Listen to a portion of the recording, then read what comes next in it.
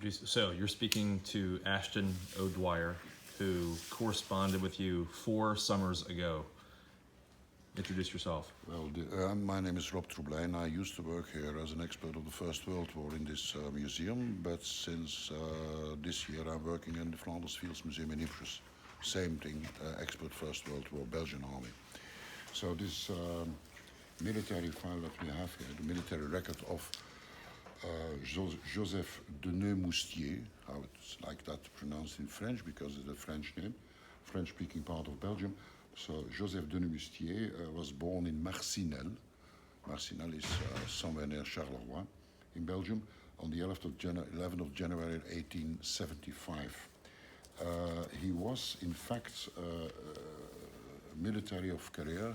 He was very young already in the army.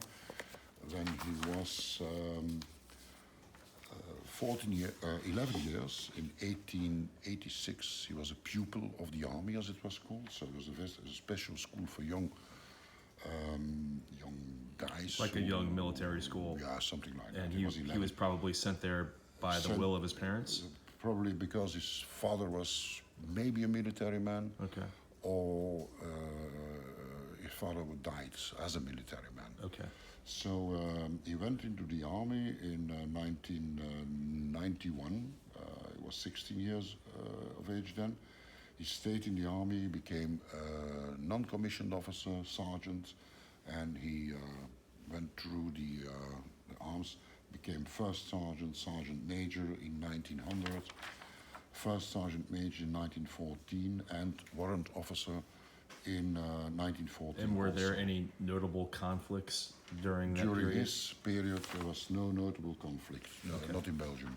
So he probably did not see any action until World War I. He didn't see any action until and on the 1st of August, the war started in Belgium. And as he was already a non-commissioned officer with experience, quite a lot of those NCOs became officer in the beginning of the war because there was a lack of officers in the Belgian army. So on the 15th of August, he became officer and became lieutenant. He died in Calais, in France, in hospital, a military hospital, on the 3rd of March 1917. In the file, we found the act of decease, but we didn't find a cause of death. He went to the hospital as a sick man and he died there. So what was the reason why he was sent to the hospital is not very clear in his file. The rest of the file is, of course, most of the rest of the file is our letters concerning his death. All those are proofs, very important proofs for after the war, that his widow could have a pension as the widow of a military man who died during the war, was a victim of the war. He spent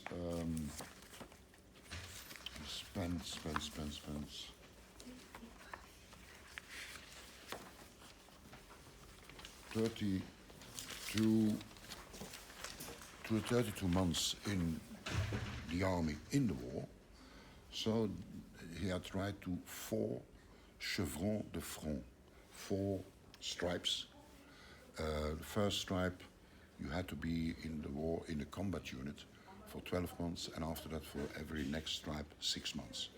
You have a maximum of 8 stripes that you could have during the First War. He had 4 stripes, which is logic because he died, so he couldn't have much more than 4. Right. And you have to finish 6 months, not if you died the 5th month of those 6 months, you don't have the stripe of those 6 months. You really have to finish. He was an engineer, and more specific, a Marconist in the engineering department. As he was rather old already, he didn't join a combat unit. He joined during the war. In 1950, he joined the Compagnie de Travailleurs, company of workmen, which was a part of the TAG, the travailleurs auxiliaires du génie, the workmen of the engineers. Those were not non-unarmed men, they didn't have a weapon, but during day or night, they constructed roads, railways, and helped to dig the trenches. So it was not without danger, and they were in continuous shell fire position. And where he they could- would have been commanding them? He was commanding a company of Okay. the TAG. More specific, the 4th company of TAG. Who were these people who were relegated to Older soldiers. older Older soldiers? soldiers. I mean by older soldiers who were 32 and older. So they were 32 years. reduced to labor versus They were laborers. combat That on was the front line. a decision of the king himself Okay. early in the war, in January 1915, that he said the older soldiers should leave the front line and become workmen for Wow. the army. Wow. Because most of the older soldiers were already married. The family was left behind in Belgium, of course. They were married, most of them, and had children. Right. So to avoid sadness and losses in the family, it was a decision of the king himself that those older soldiers should leave the front lines and become workmen of the So it's engineers. not because they were not thought of as noble, it's because the king was looking out for their families Yeah, at home. absolutely, absolutely. Okay. It and was the to next save their generations. lives. It Wow. was to save All their right. life. It was not because they were bad soldiers. It was just because Or they criminals had, or anything. Not whatsoever. Because the king said, those are chaps who have already a wife and children. We should do everything to save them their lives. They still were in dangerous positions, but less dangerous as the front officers. Of course. And I can't stress it enough that it was a decision of the king himself. Wow. So before he became commander of a company of the workmen of the engineers, before that he was part in 1915 of the company of the railway troops. So busy with constructing railways or exploiting the railways by means of bringing supplies to the front. And then he went in 15 to the TAG, to the workmen. He was several times sick. He was 4 times sick between October 1914 and March 1917. Physically ill. Physically ill. Admitted to when the he hospital? When he went to a hospital. Okay. In France. And it does not denote that he was wounded? No. No. No. He was sick. He was really sick. Okay. Could have different reasons. Okay. Pneumonia, heart disease, whatever, typhus, whatever. So finally, the 5th time that he was sent to the hospital was on the 12th of January 1917, and he died in the hospital in Gravelines, which is in France. He died on the 3rd of March of 17, so he stayed 3 months in the hospital and died. Yeah. And as I already said, in his file, I can't find a trace of the cause of death. Could be anything. Could be anything. So, what else can I say? Well, what about, in your knowledge of his unit and the men, where would he have been commanding men digging these trenches and earthworks, and where would he have seen? Everywhere on the front. Everywhere on the front. There is no location where they are staying for, I'm saying, sending 3, 4, 5 months. So they were a roving They group. were rowing all everywhere behind the front. Right. And this is mostly, for the most part, all in France? In Belgium. In Belgium? In Belgium. Okay. In the non-occupied part of Belgium. Okay. Belgium was a very small part of Belgium that was not occupied, behind the river Isère. I think about 15 kilometers till the French border, so a very small part of Belgium. So we didn't have any logistics in Belgium. The non-occupied part of Belgium was not big enough for that. So all logistic installations and medical installations were built in France. That's why he went to a hospital in France. It was a Belgian hospital, but in France. Can you tell me, I saw something towards the back these letters on the graph paper. What are these? This, Yes, it says "Dear Beloved."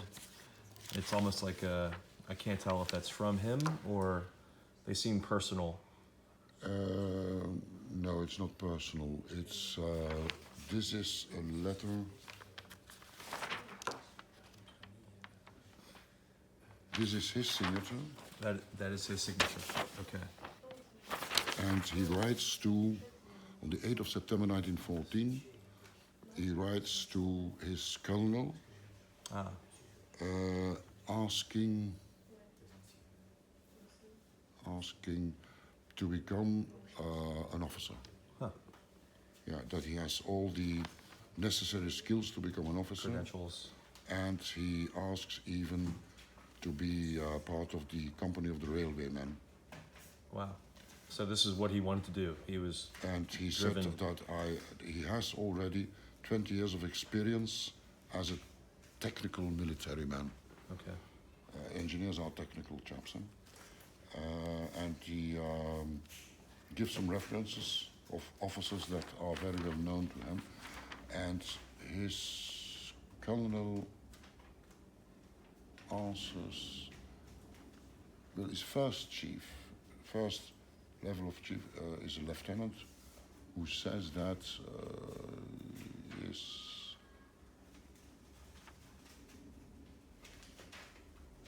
very well, that he deserves to become an officer. So he was Great. that he was a, that he has all the skills to become an officer. That is in brief what this letter say.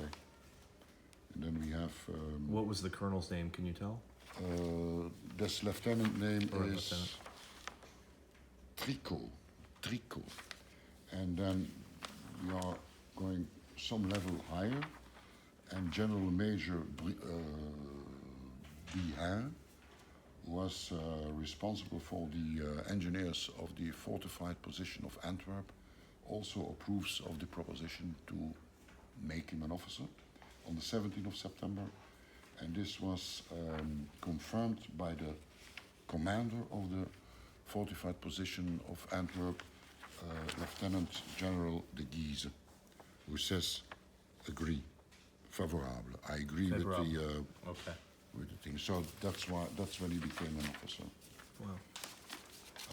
Because he had the necessary skills to become an officer. Did it mention his family in there No, and his no, wife? this Not letter- in the letter, no, but no. anywhere in the No, record? There is another document where his wife or family is mentioned. There was a law of 1919 where every soldier, general or private, has the right for the amount of the sum of 300 francs. But you have to ask for it. And you have to fill in a form. In his case, of course, it is after the war. In his case, it is impossible for him to fill in this form. But I saw it somewhere. So it was probably his widow who demanded the 300. Yes, it was. So who wrote this letter? Yes, that's his widow. So his widow asked for those 300 francs. The Fons de Combatet's family of dead And militants. she asked in the name of Joseph Denemoustier, second lieutenant, born in Marcinelle, 11th of January 1975. He's Belgian, and he lives. Before the war, he lived number 74 Rue. Rue Elizabeth, in Borgerhout, that's near Antwerp. And he was married with 3 children in 1921. Okay. And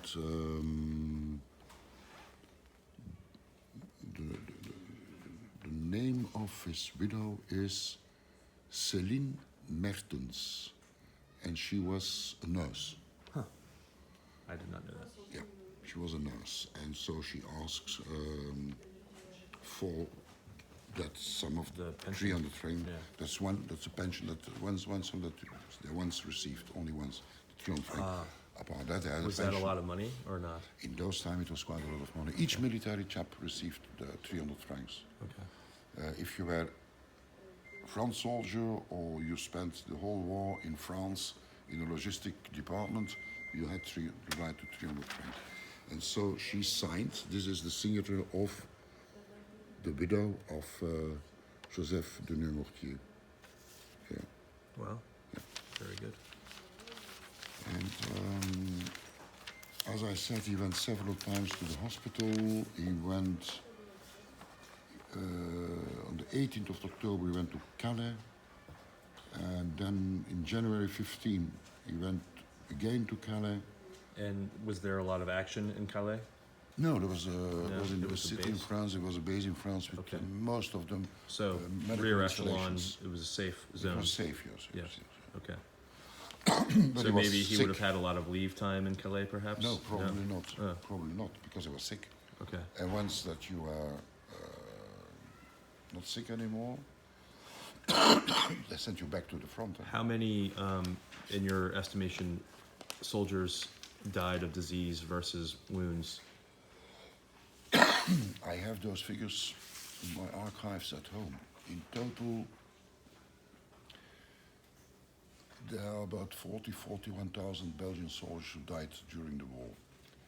And I think half of them died of disease. Wow. Yeah. Similar to the American Civil Yeah, War yeah. or any conflict prior to the 20th century. For the rest, we have in his file also quite a lot of papers before the war, where he signs every X years a new engagement in the army. Dad, these are the contracts he would New sign every year. contracts. So this, for instance, was signed in 1909, 1907, 1907. And he's got a 1905, number every 2 years. assigned to him. 637 is That's his military number. this Yes. is military number Yeah. on every re-enlistment paper. Very And he, interesting. every time he signs again for 2 years. Okay. 2 ans. Okay. So 1899, 1891, 1893, 5, 7, every time for 2 months. Would he 2 get years. a pay raise every time? Not every time, but he gets a pay raise when he rises in rank. In rank. Okay. Yeah. Yeah. And did I find something mentioning his? I think I found. It's kind of something ironic that his wife was a mentioning nurse his, and then he yeah, died in a hospital. Yeah, indeed. Somewhere I found, I think, his demand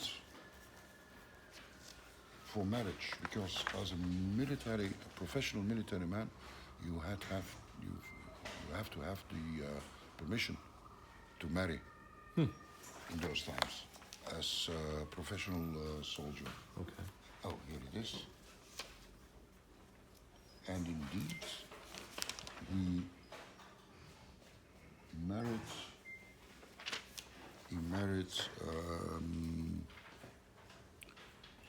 on the 8th of November 1899 Wow. with Selina Victoria Mertens. So he was 24 years old. Yeah, that's the name that we found back on his demand for the 300 francs, Selina Mertens. So he married her in Selena with a C. C, yeah. Okay. Not like the tennis player. And there it says that he was a professional soldier. Wow. So they married on the 8th of November 1899.